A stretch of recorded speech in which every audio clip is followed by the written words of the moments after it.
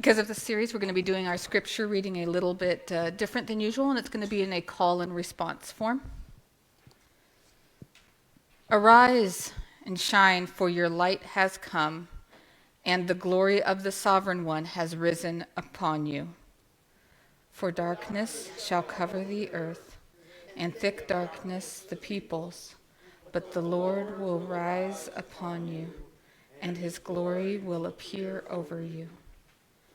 Nations shall come to your light, and rulers to the brightness of your dawn. Lift up your eyes and look around. They all gather together. They come to you. Your descendants shall come from far away, and your children shall be carried on their nurses' arms. Then you shall see and be radiant. Your heart shall thrill and rejoice, because the abundance of the sea shall be brought to you. The wealth of the nations shall come to you. A multitude of camels shall cover you, the young camels of Midian and Ephah, and of those from Sheba shall come. They shall bring gold and frankincense, and shall proclaim the praise of our God. Thanks be to God.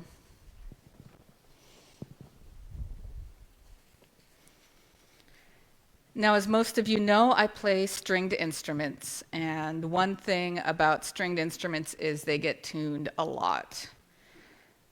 Instruments that rely on tension are like that, and when you're tuning an instrument, you play the pitch you want to match first. The in-tune instrument, or the note, much like the choir just did. Alan plays it on the piano, they sing to match it. You play the note you want to reach and adjust to that sound. It's helpful to have this note that you're trying to reach be the one that's stuck in your head. And so with this scripture reading in Isaiah 60, we start Epiphany with what sounds like the ending. There's light and glory and nations coming to rejoice and gifts abound. It's a stark contrast to where we are now, which is winter emotionally and spiritually. Winter is dark and it's cold and nothing is growing. It creeps under our skin and it gets hard to feel warm. There's a lot more time spent waiting for the dawn than there is enjoying the light. But we don't start this series with Isaiah 60 to try to fool you into thinking that things are bright. Rather, this scripture is what we are trying to tune to, what pitch God is using. The much more relatable scene for me this time of year and this season of life is the baptism of Jesus as told in Matthew. Hear now the reading.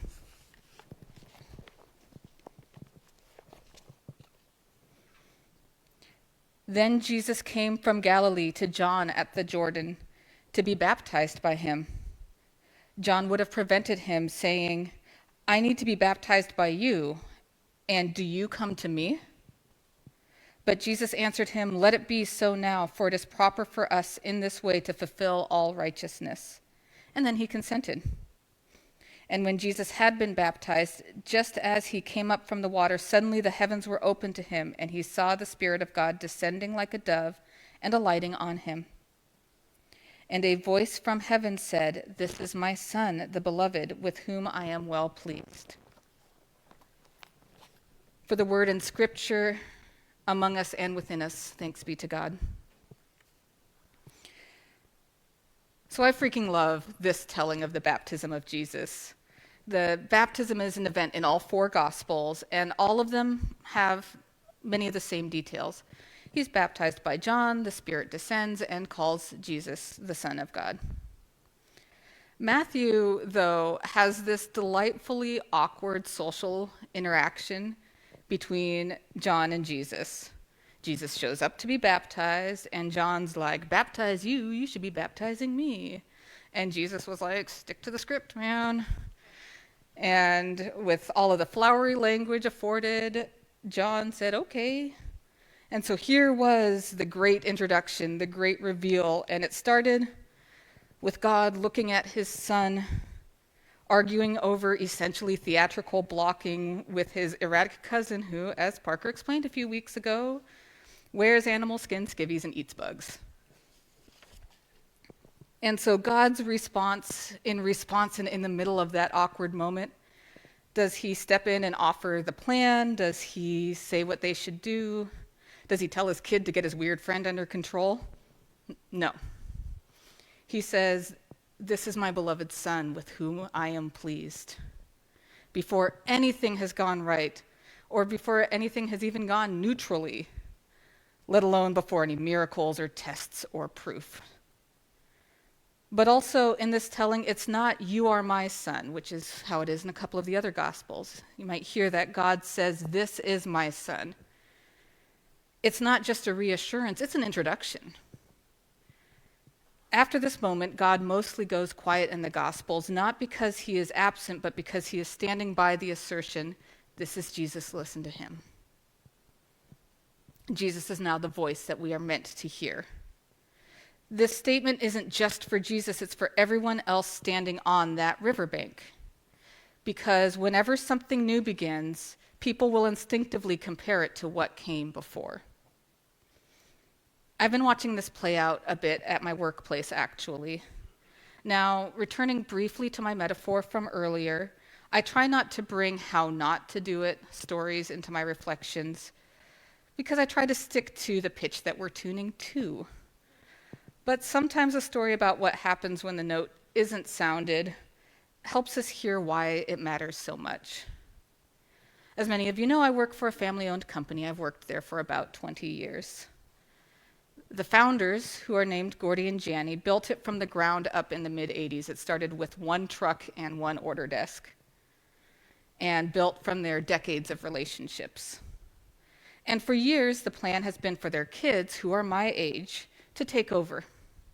That transition has been happening carefully and slowly and very hesitantly over the last couple of years. I know, you know what, I actually thought about that. I'm like, should I change their names? But no, if by chance they are listening, hi Gordy and Janny, and they know this is how I feel. A few months ago, one of our longest tenured salesmen left, and I'm not naming him for exactly that reason, and took with him some of our largest longtime customers. A lot of others started to feel nervous, so the next generation of owners, Gordy and Janny's kids, the ones who are my age, began meeting with longtime clients to reassure them that the company was still steady and trustworthy.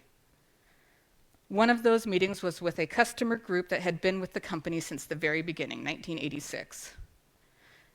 And since we had had them for so long, Gordy came along to that meeting.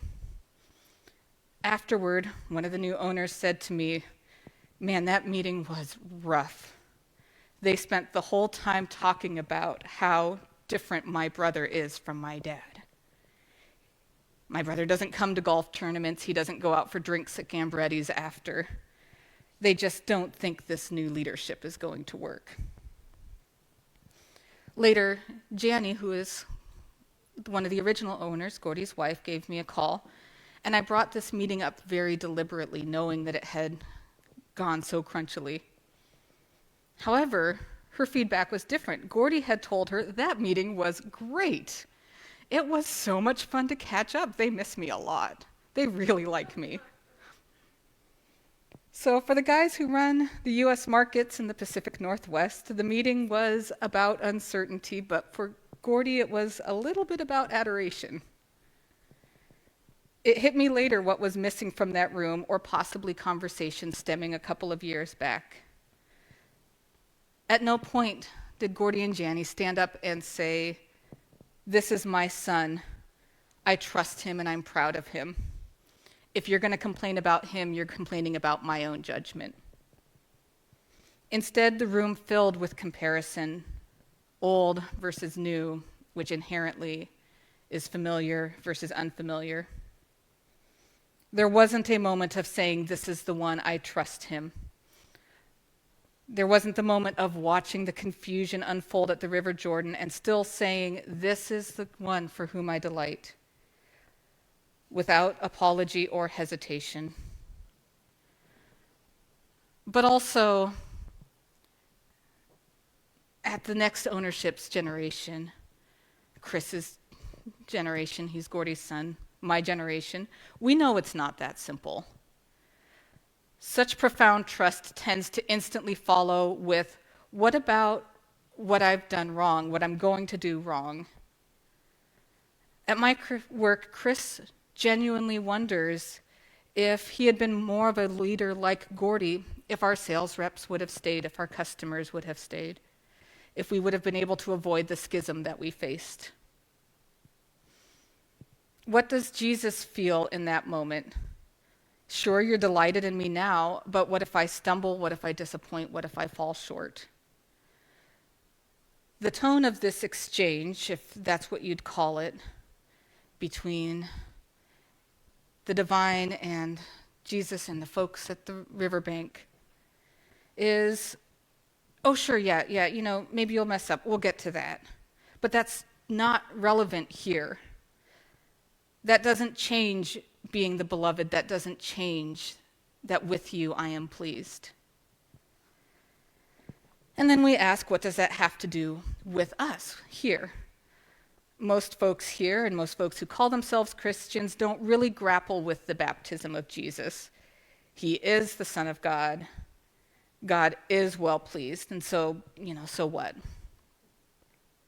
That's when we get to Isaiah 42. Listen now for the word as it comes to us from the prophet.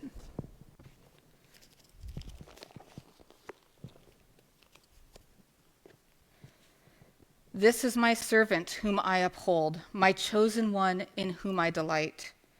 I have put my spirit upon him. He shall teach the true way to the nations. He shall not cry out or shout aloud or make his voice heard in the streets. He shall not break even a bruised reed or snuff out even a dim wick. He shall bring forth the true way. He shall not grow dim or be bruised till he has established the true way on earth, and the coastlands shall await his teaching. Thus said God the Lord, who created the heavens and stretched them out, who spread out the earth and what it brings forth, who gave the breath to the people upon it, and life to those who walk thereon. I, the Lord, in my grace have summoned you. I have grasped you by the hand. I created you and appointed you a covenant people, a light of nations, opening eyes deprived of light, rescuing prisoners from confinement, from the dungeon those who sit in the darkness. I am the Lord, that is my name. I will not yield my glory to another, nor my renown to idols. See, the things once predicted have come, and now I foretell new things, announced to you ere they sprout up. The word of the God in Scripture, among us, within us, and thanks be to God. Again, as you may remember from a few weeks ago, this is the passage that John quotes in Clearing the Way for the arrival of Jesus. The introduction of the Hebrew avdi, the servant, a term that has Davidic and psalmist roots, where David so often would reply, I am Avdika, your servant. Here it is drawn out and described by the prophet.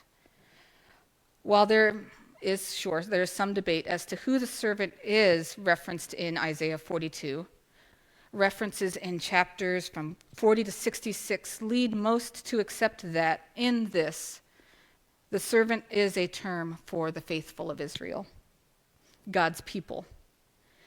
And you'll notice the success markers are not power or dominance or glory. Some of the things that we've grown used to listening for in Psalms. Instead, the success markers are justice and leading the oppressed to freedom and gentleness and, of course, light. In Matthew, Jesus is the one in whom God delights. And in this declaration, in this affirmation, in this call back to existing scriptures, it is told, so are we. So am I. Have I screwed up? Sure. But that's not what we're talking about right now. What we're talking about is Avdi, the servant in whom God delights, the faithful. And we are Avdi. I am. And who I am delights the one who had hope for me. I am not a disappointment. I am beloved. I am not pitied. The very core of who I am is something that brings the source of love and justice and kindness and dignity. It brings him pride. So what about when I've messed up? What about when it's hard? What about when I already know I haven't done things the way, I haven't done things in the way? That's okay, because that's not what we're talking about right now. But similarly, what about when Isaiah 60 and its arise and look at all the great things still to come is so far removed that the only way I can feel about those very words is resentment, if not outright numbness? Why even put it in front of me? Isaiah 60 isn't pressure, it's a promise. The light is there, it is held for us because we are beloved, and nothing can take it from us. We can read it like an affirmation, or we can read it like it's a source of scorn. It's okay. We've all had moments where we walk on stage knowing we haven't memorized our lines, or turn in a paper wishing we could read it one more time, or hang up the phone wishing we could have said just a little more. We lift a bow to the strings, already hearing the discord that tells us that we're not quite in tune. Part of wanting to be in the light is the existence we have before the light breaks, the place from which we arise and shine. It's okay that we're not there yet. Because before the pivotal declaration, Jesus was just standing in the water, squabbling with his weird cousin. Nothing had happened, and God was already happy. Because Jesus is always in Matthew 3, just as we are always in Isaiah 42. Beloved, and with whom God is well pleased.